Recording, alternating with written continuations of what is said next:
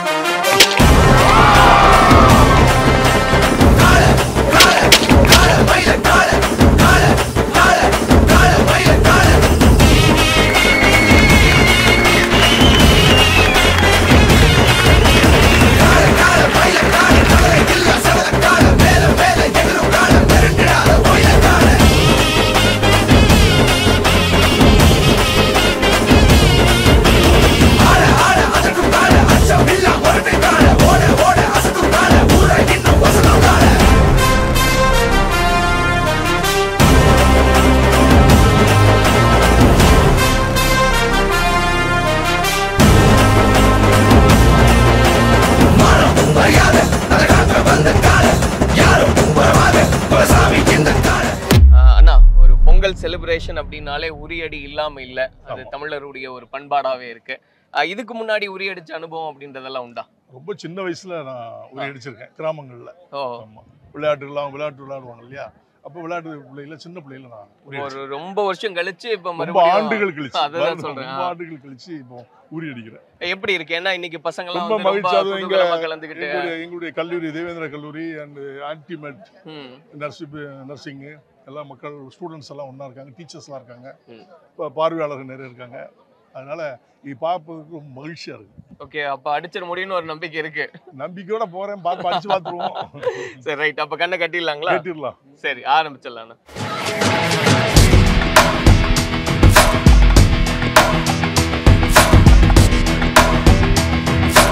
ரெடிங்களா? Start. One.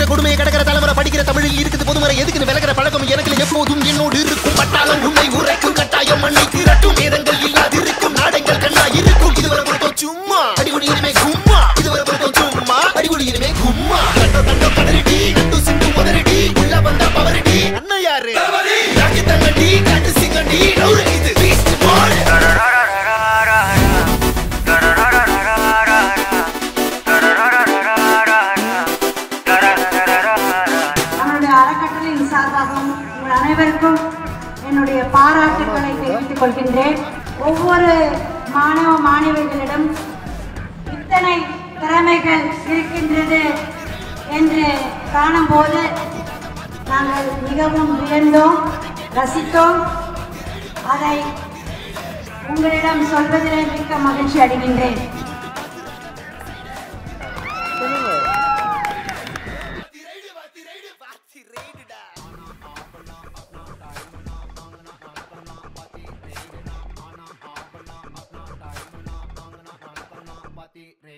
JP சாரினுடைய கல்லூரி வளாகத்துல இன்னைக்கு பொங்கல் விழா நடக்குது. இந்த சமயத்துல ராமசாமி சாரும் நம்ம கூட இருக்காரு. ரொம்ப மகிழ்ச்சியா இருக்கு. உங்களுக்கு எப்படி இருக்கு? வாங்க டாக்டர். மயோபதி டாக்டர் மாற்றுத்திறனாளியுடைய ஒரு திறமசாலி. நிறைய குழந்தைகள், ஏழை எளிய குழந்தைகளுக்கு வந்து நிதியே வாங்காமல் உதவி செய்கிற ஒரு டாக்டர்னு சொன்னால் நம்முடைய டாக்டர் ராமசாமி டாக்டர் தான். மயோபதி வச்சு இந்த எத்தனையோ குழந்தைகள் நான் கேள்விப்பட்டிருக்கேன், சர்வீஸ் பண்ணுறாரு. சில குழந்தைகளுக்கு நானே ஃபோன் பண்ணி அவங்க கொஞ்சம் பாருங்க அப்படின்னு சொல்லுவேன். பர்சனல் கேர் எடுத்து பார்ப்பாரு. எல்லாரையும் பார்க்குறாரு, நம்ம சொன்னா இன்னும் கொஞ்சம் கேர் எடுத்து பார்ப்பாரு. அந்த மாதிரி நிறைய குழந்தைகளுக்கு அவர் சேவை செய்கிற டாக்டருக்கு என்னுடைய வாழ்த்துக்கள். Thank you sir. உங்கள் ஃபிசியோதெரபிஸ்ட் நிறைய பேர் அங்கேயே வந்து இருக்கிறாங்க. அங்கே சர்வீஸ் பண்ணுறவங்க நம்மகிட்டே சர்வீஸ் பண்ணுறாங்க. உங்கள் ஃபங்க்ஷனுக்கு வந்து ரொம்ப ஹாப்பியாக இருக்கு, சந்தோஷம். Thank you sir. இன்னொரு ரிக்வெஸ்ட், ஏன்னா குடும்பம் சகிதமாக இருக்கீங்க இன்னைக்கு, அப்படியே குடும்பத்தோடய பேசிடலான்னு ஒரு எண்ணம். பேசலாம், கண்டிப்பாக பேசலாம். நன்றி நன்றி. கலாட்டா வாய்ஸ் நேயர்களுக்கு வணக்கம். நான் சரவண ராம்குமார். இன்னைக்கு ஜான் பாண்டியன் சாரினுடைய கல்லூரியில பொங்கல் விழாவில் இருக்கும். அதை விட கூடுதல் சிறப்பான ஒரு விஷயம் என்னன்னா, ஒரு குடும்பம் சகிதமா இன்னைக்கு எல்லாரும் சேர்ந்து இருக்காங்க அப்படின்றத பாக்குறோம். அந்த சந்தோஷத்தோட அவங்க கிட்டயும் பேசலாம். வணக்கம் சார். வணக்கம் மேடம். எல்லாரும் எப்பவுமே குடும்பம் சகிதமா தான் இருக்கும். அப்படியா? இல்ல, இது பொங்கல் விழாவோட சேர்ந்ததா இருக்கு இல்லையா? அறிமுகப்படுத்திடலாம் சார் யாரெல்லாம் அப்படின்னு. இது என்னுடைய மருமகள். பையன் வந்து ஹாஸ்பிட்டல்ல ஒர்க்குக்காக போயிட்டாரு. அதனால இன்றைக்கு அவங்க மட்டும் தான் இருக்காங்க. அவங்க பேரப்பிள்ளை, அவங்களுடைய பிள்ளைகள் எல்லாம் இருக்கு.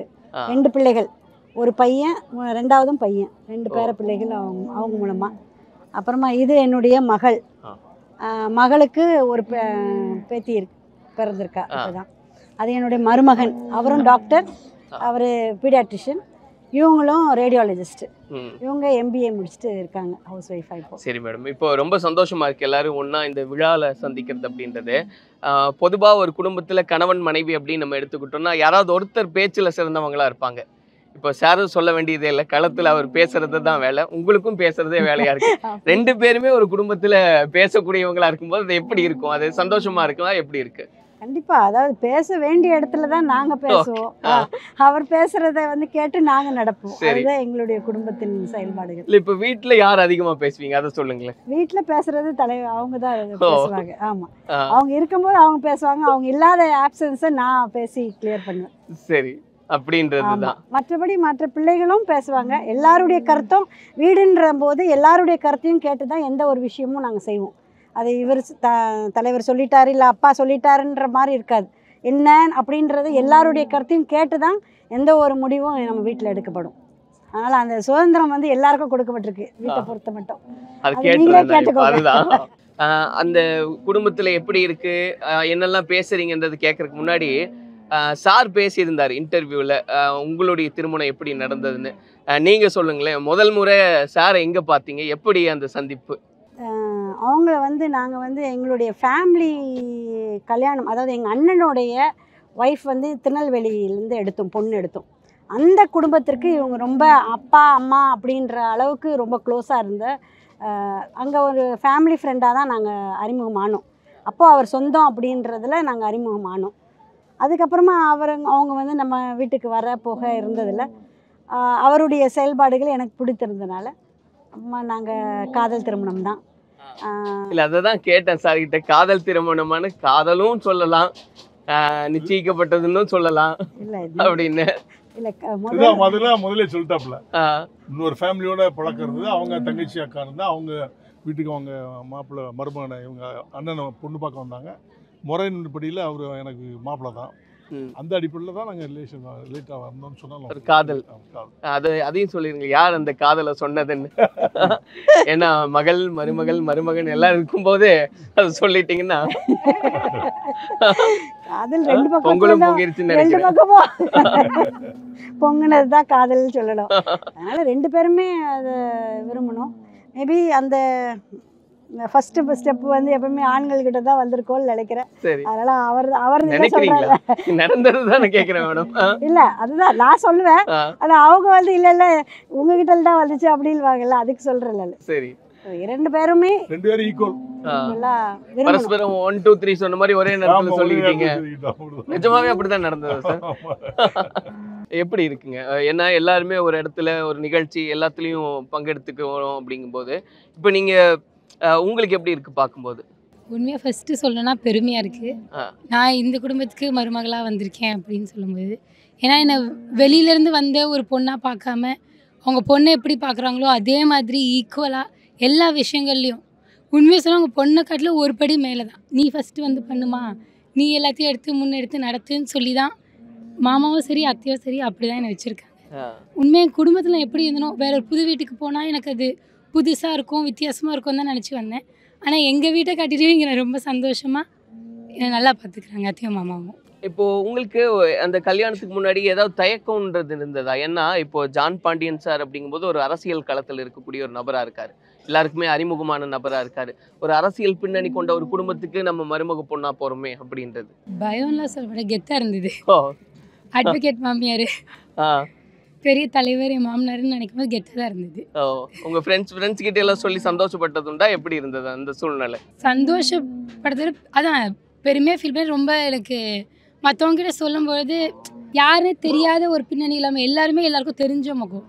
நான் பேரை சொன்னாலே போதும் அவங்க எல்லாத்தையும் சொல்லிடுவாங்க. ஸோ பொண்ணுன்னா ஒரு செல்லம் இருக்கும் இல்லையா? யார் செல்லம்? நீங்கள் அப்பா செல்லமா அம்மா செல்லமா? 2 பேர் செல்லம் தான்.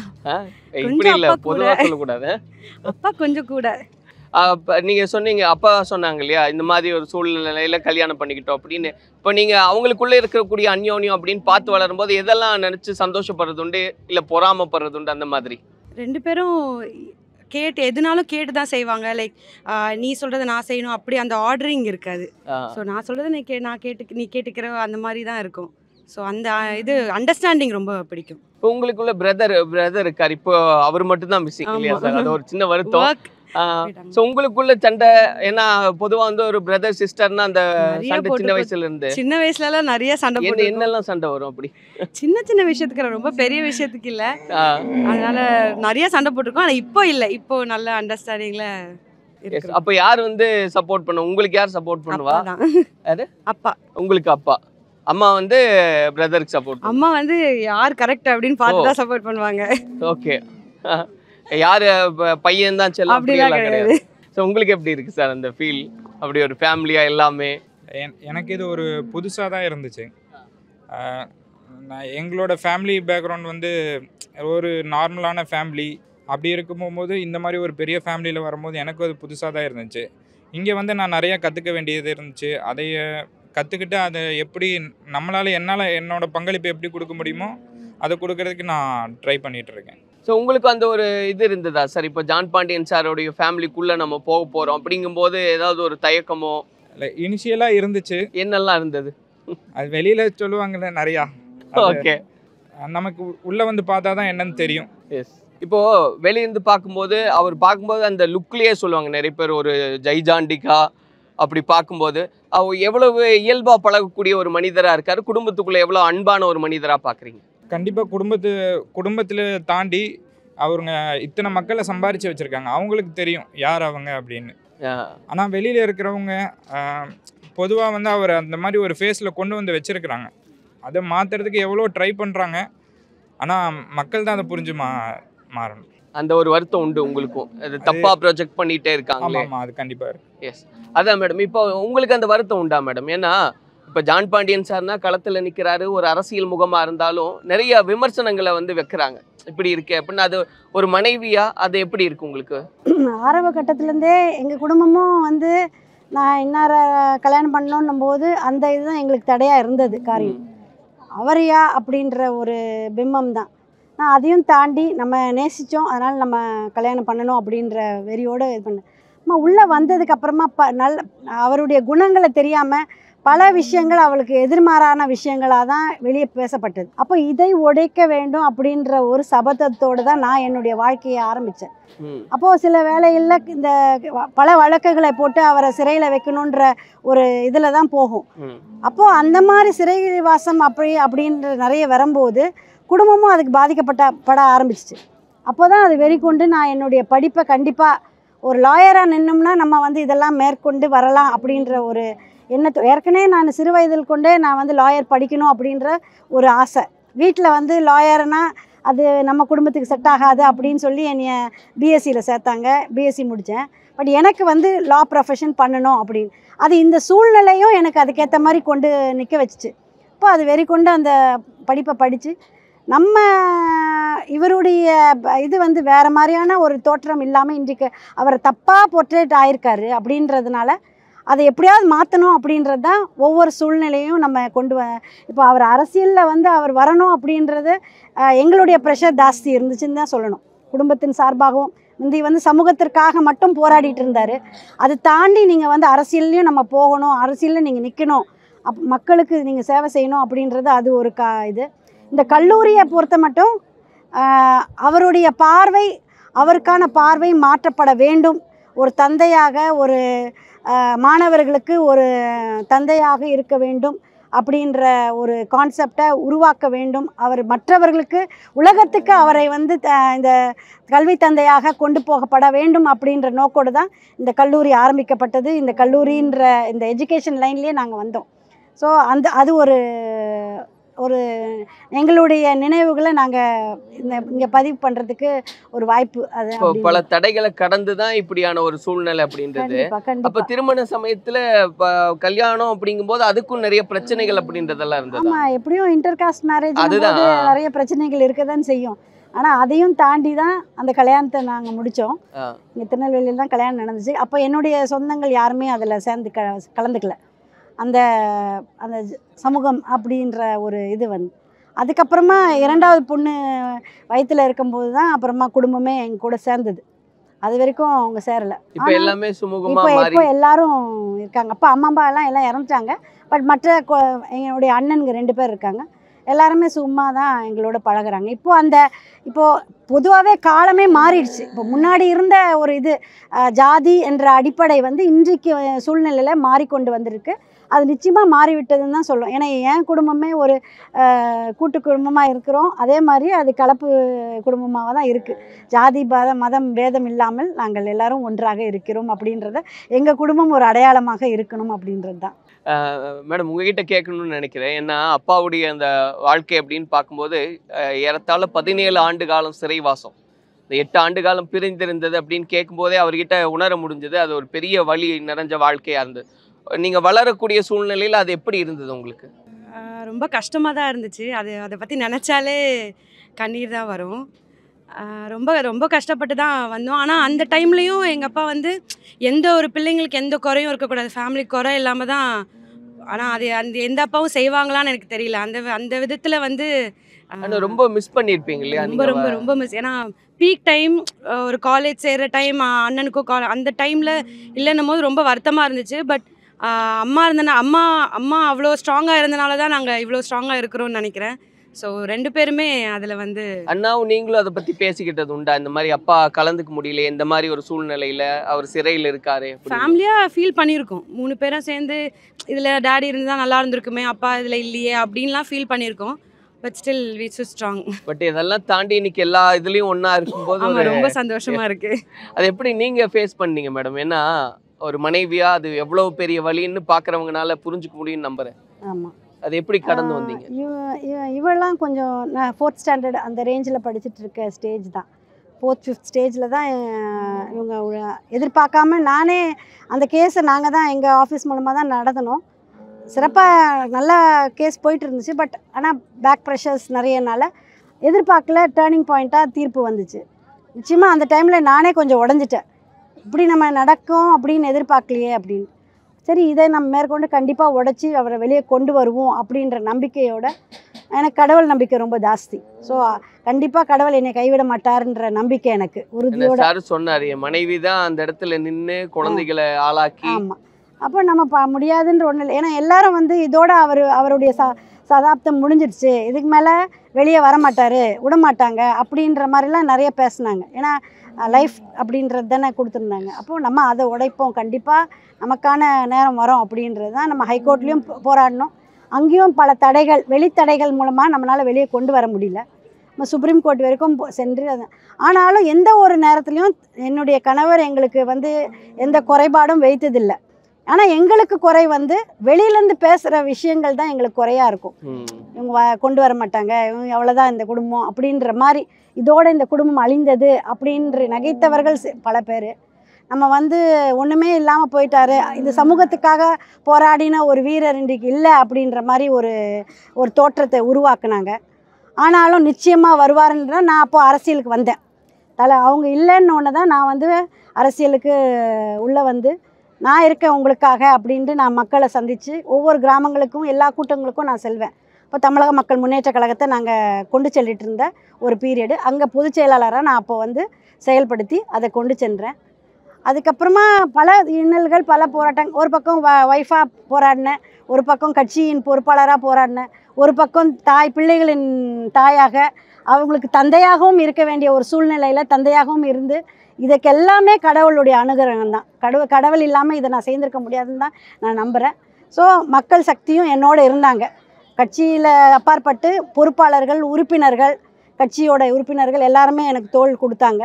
ஸோ அந்த தைரியம் கண்டிப்பாக நம்மளால் முடியும் அப்படின்றத அதை நம்ம முடித்து 2010 கடைசியில் தலைவரை வெளியே கொண்டு வர்றதுக்கான வாய்ப்பு பெரிய கொண்டாட்டமாக இருந்திருக்கும். ஆமாம், அது விழாக்கோலமாக ஒரு நாள் ஃபுல்லாக ட்ராவலிங்கில் அவ்வளோ மக்கள் கூட்டம் வந்து அவரை வரவேற்கிறதுக்கு வந்திருந்தாங்க. எதிர்பார்த்து இருந்த ஒரு மக்கள் கூட்டம், வர மாட்டார்கள்னு எதிர்பார்த்த கூட்டம் ஒரு பக்கம். அதை தாண்டி நம்ம இன்றைக்கு நிற்கிறோம்னா அது நிச்சயமாக இறைவனுடைய செயல்தான். அது எவ்வளோ சந்தோஷமாக இருந்ததுங்க. ஏன்னா அப்பா அந்த விஷயத்தையெல்லாம் பிரேக் பண்ணிட்டு வர்றாரு அப்படின்றது ரொம்ப ரொம்ப சந்தோஷமாகிட்டு. அன்றைக்கி நைட்லாம் தூங்கவே இல்லை, ஃபுல் ட்ராவல்லே ஒரு ஊராக நிறுத்தி அவ்வளோ மக்கள் இருந்தாங்க பார்க்குறதுக்குன்னு. பார்த்து க்ரீட் பண்ணி ரொம்ப ரொம்ப சந்தோஷமாக இருந்துச்சு. அவ்வளோ வருஷம் கழிச்சும் நம்மளுக்கு அப்பாக்குன்னு ஒரு கூட்டம் இருந்துச்சு, அப்படி அவரை நம்பி ஒரு கூட்டம் இருந்துச்சு அப்படின்னு பார்க்கும்போது ரொம்ப ஹாப்பியாக இருந்துச்சு, வார்த்தையே இல்லை. நீங்கள் சொல்லுங்களேன் மேடம். அது இப்போது உங்களுடைய கணவர், இப்போ நீங்களும் கேள்விப்பட்டிருப்பீங்க ஏன்னா அந்த ஸ்ட்ரகிள்ஸ் எப்படிப்பட்டதுன்னு. உங்களுடைய கணவர் அதை பற்றி சொல்லியிருக்காரா, இந்த மாதிரி இவ்வளோ பெரிய பின்னணி எல்லாம் இருக்குது அப்படின்றதெல்லாம்? கண்டிப்பாக ஆரம்ப காலத்தில் எல்லாமே எனக்கு சொல்லியிருக்காரு. மாமா எவ்வளோ கஷ்டப்பட்டாங்க, இவ்வளோ பெரிய ஒரு சாம்ராஜ்யத்தை கட்டுறதுக்கு அவர் எவ்வளோ ஆண்டு பாடுபட்டிருக்காரு, எவ்வளோ அவர் கஷ்டப்பட்டிருக்காங்கன்னு சொல்லி அவர் எல்லாமே சொல்லியிருக்காங்க. அதே மாதிரி அவங்க அம்மா எவ்வளோ கஷ்டப்பட்டு அவரை சின்ன வயசுலேருந்து வளர்த்துருக்காங்க. ஒரு இம்பார்ட்டண்டான ஸ்டேஜ், ஒரு காலேஜ் படிக்க வைக்கணும், அதுவும் ஒரு டாக்டராக படிக்க வைக்கணும், எவ்வளோ கஷ்டம் இருக்கும். ஒரு தனியாக ஒரு லேடியாக அவங்க இவ்வளோ காரியத்தை பண்ணதை அவர் எனக்கு ஃபஸ்ட்டில் அந்த கல்யாண நாள் அந்த ஃபஸ்ட்டு டேலேருந்து எனக்கு எல்லாத்தையும் சொல்லியிருக்காரு. கேட்கும்போது உண்மையாக ரொம்ப இவ்வளோ ஒரு ஸ்ட்ராங்கான ஒரு உமனாக இருந்து ஒரு குடும்பத்தை நடத்தியிருக்காங்க, ஒரு கட்சியை நடத்தியிருக்காங்கன்னு சொல்லி ஒரு லேடினாலேயும் முடியும் அப்படின்னு சொல்லி ஒரு இன்ஸ்பிரேஷனே எனக்கு அவர் அத்தையை பற்றி சொல்லும் போது தான் எனக்கு கிடச்சிது. இப்போ இதெல்லாம் தாண்டி ஒரு சந்தோஷமான நாளில் இருக்கும், சந்தோஷமாக நிறைய விஷயம் பேசணும்னு நினைக்கும் போது அவங்க மாமனார் நல்லா டான்ஸ் ஆடுவார்னு நாங்கள் கேள்விப்பட்டோம். உண்மையா? அது ரொம்ப உண்மை. அது நானே பார்த்தீங்க. எப்போ ஃபர்ஸ்ட் டைம் உங்களுக்கு பார்க்கும்போது எப்படி இருந்தது? ஃபர்ஸ்ட் டைம் எங்கள் என்கேஜ்மெண்ட்டில் தான் பார்த்தோம். ஓ, அது எப்படி இருந்தது உங்களுக்கு? அவர் அவ்வளோ ஹாப்பியாக ஃபீல் பண்ணி ரியாக்ட் பண்ணது? ஃபுல்லாக அவரோட ஹாப்பினஸ் தான் அதில் தெரிஞ்சிச்சு. அது டான்ஸ் அதெல்லாம் செகண்டரி இருந்தாலும் அவரோட ஹாப்பினஸ் அந்த டான்ஸ் மூலியமாக அவர் வெளியில் கொண்டு வந்தார். அவர் அவ்வளோ ஹாப்பியாக இருக்காருன்னு அவள் பார்க்க முடிஞ்சது. ஏன் மேடம் சார் அந்த ஃபெஸ்டிவல் அப்படி டான்ஸ் ஆடுறதோட சரியா இல்லை டூயட்டா ரெண்டு பேரும் சேர்ந்து கூட? எப்பாவது இந்த மாதிரி ஃபேமிலி கேதரிங்கில் தான், மற்றபடி நாங்கள் அதுக்கான நேரமும் கிடையாது, அதுக்கான வழிகளும் நம்ம ஆரம்ப காலத்தில் அப்படிலாம் நாங்கள் டான்ஸ் ஆடி இருக்கிறதுக்கு மகிழ்ச்சியான சூழ்நிலைகளே இருந்ததில்லை. ஏன்னா அவர் எப்போ வெளியே போயிட்டு வர வரைக்கும் எனக்கு உள்ள ஒரு இது இருக்கும், வந்தாதா அப்படின்ற சூழ்நிலைகள்லாம் ஒரு காலகட்டத்தில் இருந்துச்சு. இன்றைக்கி போகிறாரு, ஒரு மீட்டிங்கு போகிறாங்கன்னா அங்கே பிரச்சனைகள் இருக்கும், போராட்டங்கள் இருக்கும், அது எங்கே வந்து எந்த இடத்துல என்ன நடக்கும்னு சொல்ல முடியாது. அப்போது அந்த வீட்டுக்கு வந்ததுக்கு அப்புறமா தான் இன்றைக்கு வந்துட்டாங்க அப்படின்ற ஒரு சூழ்நிலை. அந்த மாதிரி இருக்கும்போது அது இறுக்கமான சூழ்நிலைகள் தான் ஆரம்ப கட்டங்களில் நம்ம சொல்லணும். அது பிள்ளைங்க வளர்ந்து வந்து இவங்க வெளியே உண்மையிலேயே மலர்ச்சியான காலகட்டங்கள் அப்படின்னு சொன்னோம்னா அது அவங்க வெளியே வந்ததுக்கான காலங்கள் அப்புறமா தான் சொல்லணும். இன்றைக்கு நம்ம சந்தோஷமாக இருக்கிறோம் அப்படின்றது அதுக்கு முன்னாடி ஒரு இறுக்கமான சூழ்நிலைகள் தான் எப்பவுமே இருக்கும். ஆனால் இப்போ அது எல்லாமே கடந்துருச்சு அப்படின்னு தானே மேடம் பார்க்குறீங்க, இல்லை இன்னுமே அந்த விஷயங்கள்லாம்? அங்கங்கே சில விஷயங்கள் இருக்குது. ஆனால் இன்றைக்கு வந்து இவரை வந்து பார்க்கப்படுகிற பார்வை இன்றைக்கு கொஞ்சம் மாறி இருக்கு. பொதுவான ஆளாக எல்லோராலும் அரவணைக்கப்பட்டு எல்லா சமூகமும் இன்றைக்கு அவரை ஏற்றுக்கொள்கிறது. இப்போ அது எதில் நமக்கு தெரிஞ்சுன்னா, நம்ம கல்யாணம் பொண்ணுக்கும் கல்யாணம் நடந்துச்சு, பையனுக்கு இங்கே தான் கல்யாணம், இதே கிரவுண்டில் தான் கல்யாணம் நடந்துச்சு. அதில் எல்லா கம்யூனிட்டிலேருந்து எல்லா தலைவர்களையும் வந்து இவங்களுடைய பிரதிநிதித்துவத்தை காமிக்கிறதுக்காக நாங்கள் உங்களோடு இருக்கிறோம் அப்படின்றத ஒரு பதிவை வைக்கிறதுக்காக எல்லாரும் வந்திருந்தாங்க. வந்து மணமக்களை ஆசீர்வதித்து போனாங்க. அதே மாதிரி திருமணம் சென்னையில் நடந்துச்சு மகளுக்கு, அதுக்கும் எல்லா தலைவர்களும் வந்து அது வந்து ஒரு மிகப்பெரிய ஒரு அங்கீகாரம்னு நான் நினைக்கிறேன். ஏன்னா இன்றைக்கு அந்த சூழ்நிலை மாறி இருக்கிறது, இவரை பார்க்கும் பார்வை மாறி இருக்கிறதுன்றதை நான் எடுத்துக்கிறேன் நான். ஏன்னா எல்லாரும் ஏற்றுக்கிட்டாங்கல்ல, இவர் ஒரு சமூகத்துக்காக போராடினவர், இன்று அரசியல் ரீதியாக மக்களுக்காக போராடுகிறார் அப்படின்றதா பொதுவான மனுஷன் அப்படின்ற ஒரு இன்றைக்கு ஒரு தாட் எல்லார் மனசுலையும் வந்திருக்கிறது. அது மாபெரும் வெற்றி. எனக்கு நான் நினைத்த காரியம் இன்றைக்கு முக்கால்வாசி நிறைவேறியிருக்குன்னு நினைக்கிறேன் நான். ஆமாம் சார், அவங்க மாமனார் நல்லா சமைப்பாரு அப்படின்னு கேள்விப்பட்டோம். நீங்கள் சாப்பிட்ருக்கீங்களா? இல்லையா? நீங்கள் சாப்பிட்டது இல்லை, சாப்பிட்டு பாருங்க சரியா? ஆக்சுவலாக அப்பா சமைப்பாரு, அதுவும் கொஞ்சம் வருஷங்களுக்கு முன்னாடி எல்லாம் வந்து மட்டன் பயங்கரமாக சமைப்பாருன்னு கேள்விப்பட்டோமே. ஃபுல்லாக சமைக்க மாட்டேன், எப்பயாவது ஒரு வாட்டி. லைக் கடைசியாக வந்து ஃப்ரை மட்டும் பண்ணிட்டு போயிடுவார் அப்படிலாம் இல்லை. ரெசிபிலாம் ஃபுல்லாக சூப்பராக சொல்லுவாங்க, நீ இப்படி செய்யணும் அப்படி செய்யணும்னு. செஞ்சுருக்காங்க, எப்பயாவது, ரொம்ப ரேர் தான். ஆனால் செஞ்சு கொடுத்து நீங்கள் அடம் பிடிச்சதுண்டா? ஞாபகம் இருக்கா சின்ன வயசுல அப்பா இது நீ செஞ்சு தாப்பா அப்படின்னு? அப்படியெல்லாம் எதுவும் இல்லை. சரி, அம்மாவே சூப்பரா சமைப்பாங்க, அதனால அந்த வாய்ப்பு வந்ததில்ல. உங்களுக்கு ஏதோ பொறாம இருந்தது உண்டா மேடம்? ஏன்னா அவர் சொன்னார் நான் நல்லா சமைப்பேன், அதுவும் மட்டன் எல்லாம் அடிச்சுக்க முடியாது. சமைப்பாங்க, எல்லாம் நல்லா சமைப்பாங்க. நாங்கள் வச்சு 1 மாசத்துக்கு வச்சிருக்க சாமான் எல்லாத்தையும் ஒரே நாளில் காலி பண்ணிட்டு போயிடுவாங்க. அதனால அவர் சமையல் கட்டு பக்கம் வர விட மாட்டோம். இது வீட்டுக்கு தானே சமைப்பார், இல்லை மாநாட்டுக்கு சமைப்பாரு? இல்ல வீட்டுக்கு தான். எல்லா பொருள்களும் நாங்க வந்து வாங்கி வச்சிருக்கிறது எல்லா விஷயங்களுக்காகவும் எடுத்து பயன்படுத்தி, அதாவது சின்னதா குறைச்சி சமைக்க தெரியாது.